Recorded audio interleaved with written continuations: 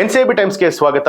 ನಾನು ದರ್ಶನ್ ಹುಣಸೂರು. ಪಾಳು ಬಿದ್ದಂತಹ ಮನೆಯಲ್ಲಿ ಅಡಗಿದ್ದಂತಹ ಚಿರತೆಯನ್ನ ಸೆರೆ ಹಿಡಿಯುವಲ್ಲಿ ಅರಣ್ಯಾಧಿಕಾರಿಗಳು ಯಶಸ್ವಿಯಾಗಿದ್ದಾರೆ. ಸೆರೆಯಾದಂತಹ ಚಿರತೆ ಜೊತೆ ಸೆಲ್ಫಿ ಕ್ಲಿಕ್ಕಿಸೋದಕ್ಕೆ ಯತ್ನಿಸಿದಂತಹ ಯುವಕನ ಮೇಲೆ ದಾಳಿಯನ್ನ ನಡೆಸಿರುವಂತದ್ದು.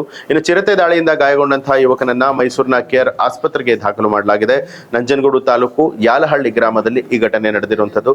ಇನ್ನು ಸಾಕು ಪ್ರಾಣಿಗಳನ್ನ ಬಲಿ ಪಡಿತಾ ಇದ್ದಂತಹ ಚಿರತೆ ಮಹದೇವಪ್ಪ ಅನ್ನುವರಿಗೆ ಸೇರಿರುವಂತಹ ಪಾಳು ಬಿದ್ದ ಮನೆಯಲ್ಲಿ ಅಡಗಿ ಕೂತಿತ್ತು. ಹೊರಬರೋದಕ್ಕೆ ಸಾಧ್ಯವಾಗದಂತೆ ಸಂಪೂರ್ಣವಾಗಿ ಪಾಳು ಮನೆಯಲ್ಲಿ ಕೂಡಿ ಹಾಕಿದಂತಹ ಗ್ರಾಮಸ್ಥರು ಅರಣ್ಯ ಇಲಾಖೆ ಅಧಿಕಾರಿಗಳಿಗೆ ಮಾಹಿತಿಯನ್ನ ಕೊಟ್ಟಿದ್ರು.